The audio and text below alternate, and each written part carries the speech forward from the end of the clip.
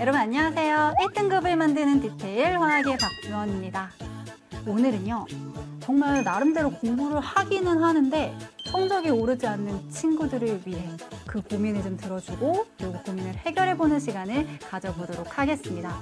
다음 여러 가지 상황을 같이 보면서 어떤 문제점이 있는 것인지, 그리고 나도 혹시 저렇게 행동하고 있지는 않은지 좀 반성하고 판단해보면서요, 이야기 더욱더 나눠보도록 할게요. 첫 번째 상황 같이 한번 살펴볼게요.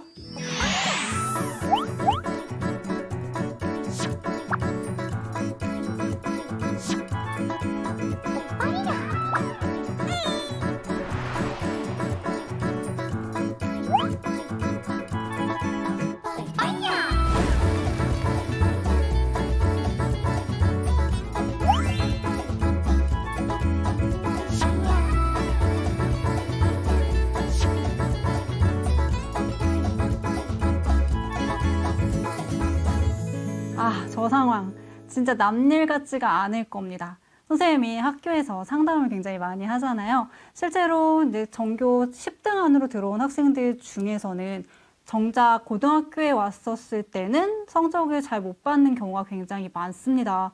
그리고 왜 학부모님들의 그 레퍼토리가 있는데요. 선생님, 우리 아이가 초등학교, 중학교 때까지는 공부를 좀 곧잘 했습니다. 반에서 5등 안으로 떨어져 본 적이 없는데 얘가 진짜 지금은 왜 그럴까요, 선생님? 이렇게 막 얘기를 하세요. 저희 어머니도 예전에 그렇게 말씀하셔가지고 제가 굉장히 그게 마음에 와닿았었는데요. 근데 그러게요. 그 공부 잘했던 우리 아이들이 도대체 왜 고등학교에만 오면 공부를 못할까요? 그 이유는 어디에 있냐면 바로 중학교식 공부법을 버리지 못해서입니다. 중학교 때 그 달달 외우는 공부법을 가지고 고등학교에 왔으니 당연히 만만하지 않은 고등학교의 시험에서 좋은 성적을 받을 수가 없는 것이죠. 자, 그렇게 통으로 암기를 하고 지금 우리 학생의 경우에도 지금 상황에서 보듯이 굉장히 수업을 열심히 듣고 있어요. 모든 필기를 다 하고 그 시간에 정말 집중을 하고 있는 거는 제가 정말 칭찬을 많이 해주고는 싶습니다. 하지만 그렇게 달달달 외우고 그 다음에 단순 암기 반복하는 것이 과연 시험 문제를 맞출 수 있는 데 도움을 주느냐? 절대 그렇지 않다는 거죠. 왜? 문제는 똑같이 안 나오거든요. 조금만 변형돼서 응용돼서 나오면 모든 게 다 새롭게 보이고 나는 이렇게 공부를 잘 못하나 보다 하면서 공부의 자신감을 하락시키는 원인이 되는 겁니다. 그럼 어떠한 공부를 해야 할까요? 그렇죠.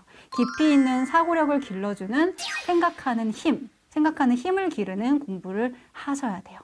그게 어떤 공부일까 궁금하시죠? 그건 조금 이따 꿀팁에서 알려드릴 거고요. 바로 이 학생에게 제가 드릴 솔루션은 이겁니다. 중학교식 공부법을 버려라.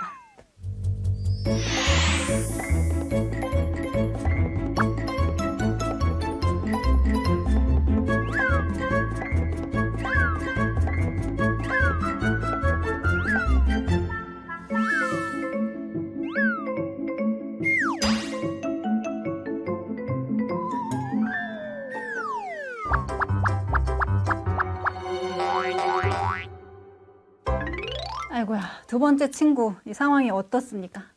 선생님도 사실은 고등학교 때 이거 해봤어요. 고2 때 친구들끼리 누가 수학 문제 좀 많이 푸나 이게 경쟁이 붙어가지고 닥치는 대로 서점에 있는 책을 다 사가지고 막 풀고 쌓아놓고 나 공부 진짜 많이 했다 하면서 되게 뿌듯해 했었거든요. 여러분, 과연 근데 이게 성적을 이렇게 올려주는 데 역할을 했을까요? 그러지 않았어요. 어떻게 운 좋게 똑같은 문제 비슷한 유형의 문제 나왔어. 그러면 맞췄거든요. 근데 대부분의 문제들은 어떻게 나와요? 조금이라도 변형이 되고 응용이 돼서 다른 선택지로 나오게 되죠. 그래서 큰 도움을 받지 못했습니다. 게다가 개념이 제대로 잡히지도 않은 상태에서 문제를 푼다는 것은 정말 내가 문제에 대한 의미를 아는 것이 아니고 기계적으로 손이랑 머리만 바쁘게 움직이는 거예요. 문제에 대한 예의가 없다는 거죠. 여러분, 문제에 대한 예의라는 말 들어보셨나요? 문제에 대한 예의가 뭘까? 생각해봐. 문제에는 뭐가 있습니까? 반드시 출제자의 의도가 있죠. 발문에도 숨어 있고요. 정답에도 숨어 있고요. 하다못해 오답으로 나온 선택지에도 출제자의 의도가 숨어 있습니다. 우리가 문제를 푸는 이유는 바로 이거예요. 이 각각을 내가 스스로 재구성하고 분석을 할 수 있느냐 없느냐, 내가 어떠한 개념을 알고 있느냐 모르느냐 바로 확인할 수 있는 것이 문제를 푸는 목적이라는 얘기입니다. 근데 내가 그냥 마냥 문제만 많이 풀었어. 많이 풀고 채점만 하고 끝냈어. 100번 양보해서 문제 풀고 오답 노트까지 베껴서 썼어. 여기까지가 끝나게 버리면 뭐예요? 내가 지금 그냥 맞았고 틀렸고 거기서 그냥 멈추는 것이 되겠죠. 이게 여러분의 성적을 올려줄까요? 절대 그렇지 않다는 겁니다. 모의고사나 수능 그리고 내신에서 좋은 성적을 받으려면 여러분 반드시 문제에 대한 예의, 문제에 대한 존재 이유를 아셔야 되는데요. 문제를 분석하고 스스로 선택지를 해석하고 변형하는 그런 연습을 많이 하셔야지만 그게 진짜 찐 공부법이 되는 것이고 여러분의 성적을 향상시켜 줄 것입니다. 이 문제에 대한 솔루션은 바로 이거예요. 개념이 잡힌 상태에서 공부를 한다라고 쳤을 때 문제를 풀 때는 문제의 출제도를 파악하고 선지를 낱낱이 분석해라.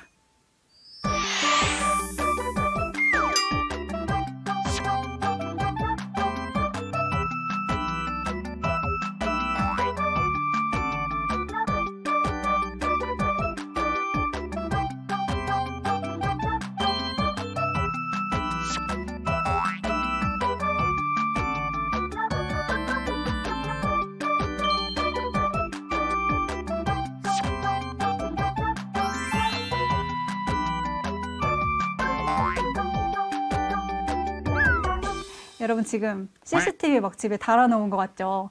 이거 독서실의 상황에다 대입해도 아마 다르지 않을 겁니다. 지금 이 친구에게는 문제점이 하나가 있는 것 같지는 않아 보여요. 일단 제일 문제는 제 눈에 거슬리는 게 뭐냐면 닥치는 대로 그냥 되는 대로 이거 공부했다가 저거 공부했다가 이렇게 의식의 흐름대로 공부를 하고 있다는 것이 가장 큰 문제점이 되는 겁니다. 어떤 큰 계획이 없이 오늘은 뭐 국어랑 영어만 해야지, 오늘은 수능 특강 몇 페이지까지만 공부해야지 라고 하는 그런 작은 단위의 공부는요, 여러분 오히려 시간만 많이 잡아먹게 되고 실제 진짜 공부, 성적을 올려주는 공부가 되지 못합니다. 공부라고 하는 건 일단은 큰 계획이 있어야 돼요. 예를 한번 들어볼게요. 예를 들어서 내가 3주 안에 화학원 기본서를 한번 1회독을 하겠다라고 하는 큰 계획을 세워. 방향성이 제대로 설정이 되어 있는 것이죠. 그 방향성 안에서 일주일 안에는 내가 어디까지 끝내야 하며 하루하루는 내가 어떻게 소분을 해서 어디까지 끝내야 되는지의 작은 계획을 그 뒤에 세우라는 얘기입니다. 3주라는 시간이 있고 나의 큰 목표가 있기 때문에 어떤 날은 오히려 내가 하루치 정해놓은 것보다 더 많은 양을 하게 되는 욕심도 생길 뿐더러 적당한 긴장감을 유지하면서 내가 그 계획을 그 그림 안에서 실행을 할 수가 있게 되는 거예요. 여러분 중요한 게 뭐냐면 계획은 처음부터 촘촘하게 세우는 게 아니고 크게, 통 크게 계획을 한 다음에 그 안에서 소분화해서 세분화하는 계획을 세워야 된다는 거, 이것을 명심을 해주셔야 되는 겁니다. 그리고 두 번째 문제점이 뭡니까? 이거는 저도 좀 반성하게 되는데요. 할 일 좀 하다가 괜히 그냥 거실 한번 나가가지고 냉장고 문 열고 물 한번 먹고 다시 이게 방에 들어오죠. 그리고 조금 있다가 또 괜히 화장실 한번 갔다가 오고. 왜 그럴까요? 이거 역시 뚜렷한 큰 계획이 없기 때문입니다. 그냥 마냥 닥치는 대로 하니까 하루의 시간이 좀 길게만 느껴지고 내가 오늘은 좀 더 공부해볼까? 라고 하는 욕심이 없어지는 거예요. 긴장감이 없으니까 이리 갔다 저리 갔다 설렁설렁 공부를 하게 되는 것이죠. 그래서 선생님이 주는 솔루션은 뭐냐면 계획은 통 크게 그리고 공부의 방향성을 제대로 설정해라 라고 하는 것이 바로 솔루션이 될 것 같네요.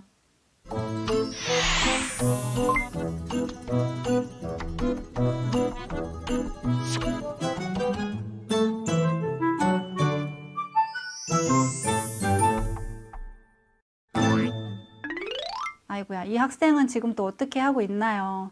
선생님도 학교에서 정말 많이 경험하고 많이 보는 그런 대다수의 학생들의 모습인 것 같은데요. 특히나 제가 담임반 친구들 이렇게 옆에 앉혀놓고 어제 뭐 했어? 지난주에는 너의 계획이 어땠어? 라고 물어보면 정말 100에 100은 다 이렇게 얘기해요. 저 어제 학원 갔다 왔어요. 주말에는 아침부터 밤까지 학원에서 진짜 열심히 수업 듣고 집에 와서는 인강 듣고 그러고 잤어요. 그럼 선생님이 이제 물어보죠. 누구야? 그러면 네 공부는 언제 했어? 이렇게 물어보면 친구가 눈을 이제 이따만하게 뜨고 의아해하면서 선생님 저 학원 갔었다니까요. 선생님 되게 오래 앉아있었고 수업 되게 많이 듣고 왔어요 라는 말을 합니다. 뭐가 문제일까요? 저는 알겠는데 여러분도 아실 것 같아요. 이거는 공부를 누가 한 거예요? 여러분이 공부한 거 아니에요. 이건 여러분들이 배운 내용을 잘 소화할 수 있게끔 강의 교환을 퀄리티 있게 만드시고 전달력 있게 수업을 준비하신 우리 선생님들이 공부를 하신 겁니다. 근데 여러분은 이거를 그냥 듣기만 했어요. 듣고 받아 적기만 했어요? 그게 공부인가요? 아니죠. 이 수업 내용을 누구보다 잘 이해하고 잘 적용할 수 있는 사람은 여러분이 아니고 선생님입니다. 그럼 어떤 공부를 해야 될까요? 선생님이 하신 그 과정을 여러분들도 하셔야 돼요. 물론 수준이 좀 다를 수는 있어요. 하지만 내가 배운 내용, 내가 들은 내용을 스스로 재구성하고 그리고 나만의 언어로 익숙한 말로 바꿔서 정리를 하고 그러한 단계를 거치지 않는다면 당연히 성적은 오르지 않겠죠. 만약에 내가 수업 듣고 다 시험 100점 맞아. 그럼 우리 주변에 공부 못해서 고민하는 친구들이 있을까요? 선생님이 준비한 이 시간이 의미가 있을까요? 같은 수업을 듣더라도 누구는 시험을 잘 보고 누구는 시험을 못 보고 하는 이유가 바로 여기에 있는 겁니다. 자기 주도 학습 능력이라는 거죠. 자, 앞으로 공부를 하실 때는 그냥 듣고 말고 절대 그러시면 안 되고요. 스스로 그 문제를 보고 분석하고 개념을 공부했으면 그걸 나만의 언어로 정리하고 그러한 공부를 꼭 해주셔야 될 것 같아요. 습관을 그렇게 들이잖아요. 여러분 성적이 안 오를래야 안 오를 수가 없습니다. 수업 듣고 오시면 짜투리 시간이나 쉬는 시간을 잘 활용하셔가지고 자기만의 공부를 꼭 하시기를 바랄게요. 자, 이 친구를 보니까 또 하나의 문제점이 좀 보입니다. 학교에서 잠을 자네요. 그렇게 열심히 인강도 듣고 학원도 가는데 왜 학교에서 잠을 잘까요? 선생님이 학교에 있으면서 제일 안타까웠던 부분이 바로 이거예요. 여러분들 학교 시험 누가 내요? 그죠? 교과 담당 학교 선생님이 출제를 하시는 거죠. 그런데 왜 학교 수업을 잘 안 들을까요? 가령 이런 친구들도 있었어요. 문제 시험을 봤어. 근데 야 이거 학원에서 안 가르쳐줬잖아. 야, 인강에서 선생님이 안 짚어줬는데 이 문제 왜 나왔어? 야 이거 이상하다. 라고 하는 친구들도 봤어요. 아 진짜 그 친구 정말 팍 지워받고 싶었지만 그냥 말로 이렇게 찬찬히 좀 타일렀던 기억이 있는데요. 여러분 우리 시험 잘 보고 싶잖아요. 그지? 좋은 점수 받고 싶으시죠? 그렇다면 가장 기본이 되는 학교 수업부터 제대로 하나도 놓치지 말고 열심히 들으셔야 되겠습니다. 정말 제가 따끔하게 여러분들한테 말씀드리는 거예요. 그래서 이 학생에게 제가 주는 솔루션은요. 반드시 학교 수업에는 초집중할 것. 그리고 그러고 나서 자기 주도 학습을 통해서 그 모든 것들을 내 공부로 만들 것. 이게 바로 솔루션입니다.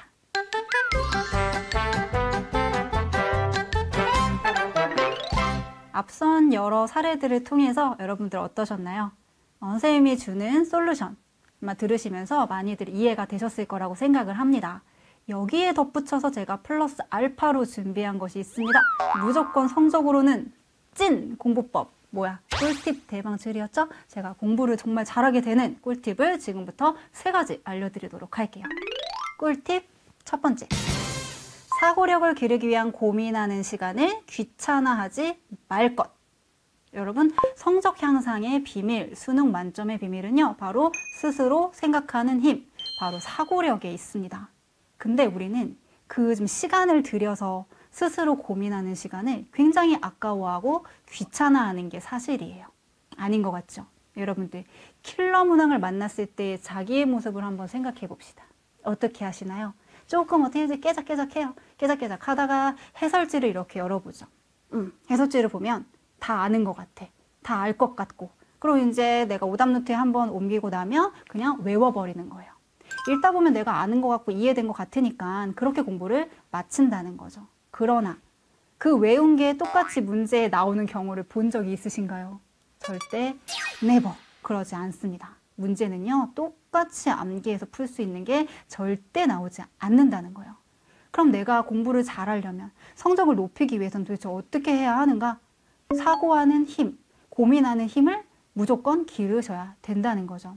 제가 예를 한번 들어볼게요. 만약에 내신 수행평가에서 테니스 서브 2번 넘기는 게 수행평가 과제로 주어졌다라고 칩시다. 여러분 어떻게 하실 거예요? 그 수행평가 날까지 정말 죽도록 서브 연습만 하실 거예요. 그래서 그날이 됐어. 서브 2번을 완벽하게 해서 만점을 받았어요.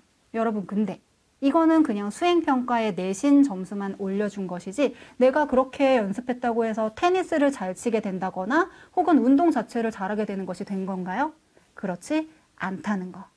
피지컬을 키워서 내가 테니스도 잘하고 운동도 잘하게 될 때까지 연습하는 것, 그게 바로 수능 공부라고 생각하시면 되고요. 서브만 2번 하려고 죽도록 공부하는 걸 내신 공부라고 생각하시면 돼요. 그럼 모의고사나 수능에서 좋은 점수 받으려면 어떻게 해야 될까? 그렇죠. 피지컬 자체를 키우셔야 된다는 겁니다.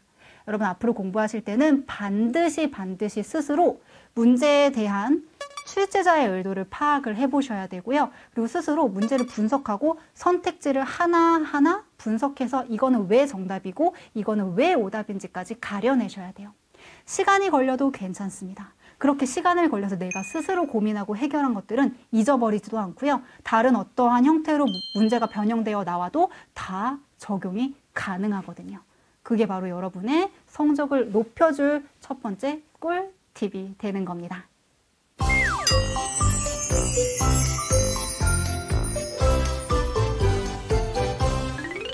두 번째 꿀팁입니다. 계획은 통 크게 그러나 디테일하게 계획할 것. 목표나 방향성이 없는 공부는 오히려 머릿속에 남지도 않고 해가 된다라는 명언도 있습니다. 우리는 공부를 왜 합니까? 좋은 점수를 받기 위해서 공부를 하는 거잖아요. 그러기 위해서는 그에 준하는 어떤 긴장감이라든지 목표 의식이라든지 시간 관리, 시간 제약이 필요합니다. 수능 공부를 평생 할 건 아니잖아요. 그죠?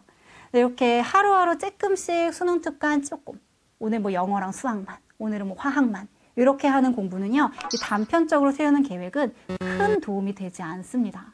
일단 이런 단편적인 계획을 세우기 전에 뭐부터 해야 된다? 큰 그림부터 그려주셔야 돼요. 큰 계획 안에서 조금씩 세분화를 시켜야 된다라는 겁니다. 3주 안에 내가 화학을 3단원을 끝낼 거야. 혹은 4단원을 끝낼 거야 라는 계획을 세웠으면 이제 일주일 단위, 하루하루 단위로 어디까지 내가 마스터를 해야 되고 기출 분석은 어디까지 끝내야 되는지를 결정을 지어야 된다는 거죠. 그럼 어떻게 될까? 내가 만약에 오늘 하루 분량을 좀 더 했어. 아직 3주라고 하는 큰 계획이 있기 때문에 오늘 조금 더 욕심내서 해볼까? 그 적당한 긴장감이 유지되면서 욕심을 내서 공부를 더 해나갈 수가 있게 되는 거예요. 근데 만약 반대로 하루하루 조금씩 오늘 할 것만 정한 친구들은 더 욕심내서 공부를 안 하게 되겠죠. 실제 이런 친구들이 있습니다. 선생님 자율학습 감독할 때 얘긴데요. 10시까지 자율학습을 해요. 그러면 1교시 때까지는 진짜 열심히 공부를 합니다. 사실 공부라고 하지만 학원 숙제를 하고 있죠. 2교시가 되면은 스물스물 저한테 와요. 선생님 집에 가고 싶습니다. 왜? 할 게 없어요. 다 했어요. 앉혀놓고 제가 상담을 시작하죠. 너가 정녕 공부를 지금 다 한 게 맞느냐? 자기는 오늘 하루의 계획을 보여줍니다. 선생님 저는 오늘 여기까지 공부하기로 해가지고요. 오늘은 다 한 거예요. 그게 걔는 단 거예요. 근데 만약에 내가 몇 주 안에 뭘 끝내겠다, 한 달 안에 뭔가를 완강하겠다 라고 하는 큰 목표가 있는 친구들이었다면 과연 공부할 게 없을까요? 절대 그렇지 않다는 거죠. 추가로 공부할 분량이 분명히 남아있을 것이고요. 다시 자리로 돌아가서 열심히 그 분량을 채우기 위해서 더 공부를 할 거라는 겁니다. 어떤 차이인지 아시겠어요?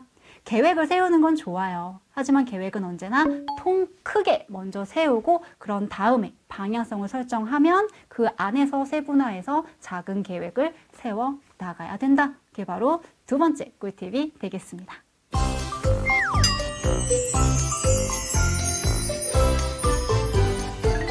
세 번째, 마지막 꿀팁이 되겠는데요. 오답 노트에는 오답의 이유를 그리고 필요한 개념을 반드시 적어둘 것.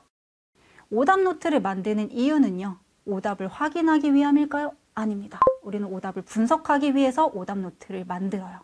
근데 이제 친구들 중에는 마치 막 책 편찬하듯이 색색까지 형형색색의 펜을 들고 예쁘게 오답 노트를 해설지를 보면서 막 집필을 하는 친구들이 굉장히 많습니다.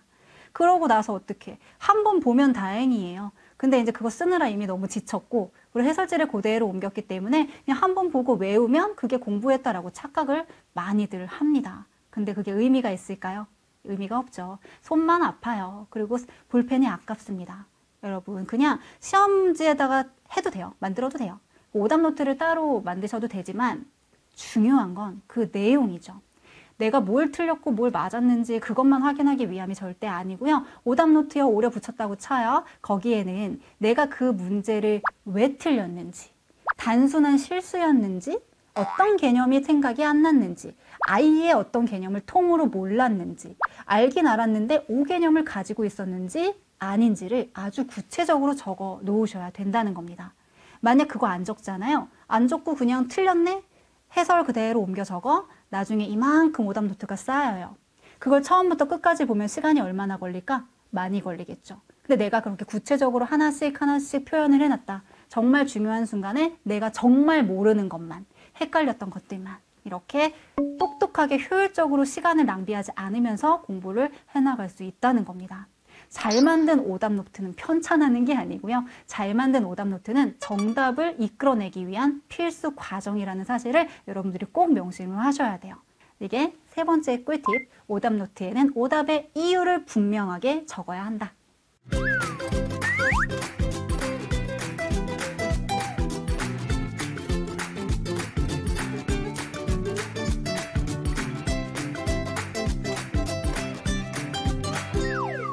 네, 지금까지 무조건 성적으로는 찐 공부법의 박주원이었습니다. 제가 여러 가지 사례들 보면서 솔루션도 드렸고요. 그리고 꿀팁도 3가지나 대방출해드렸는데요. 우리 친구들이 이 영상 보고 아 그렇구나, 쟤는 저래도 공부를 못했나 봐, 이렇게 하시면 안 되고요. 제가 알려드린 이 모든 방법들을 최선을 다해서 스스로 적용을 해보셔야 되겠습니다. 제대로 된 공부법으로 최선을 다해서 공부해서요. 이 영상을 보고 있는 모든 친구들의 성적이 쑥쑥쑥 향상되기를 정말 진심으로 바라겠습니다. 자, 그럼 여러분 안녕히 계세요.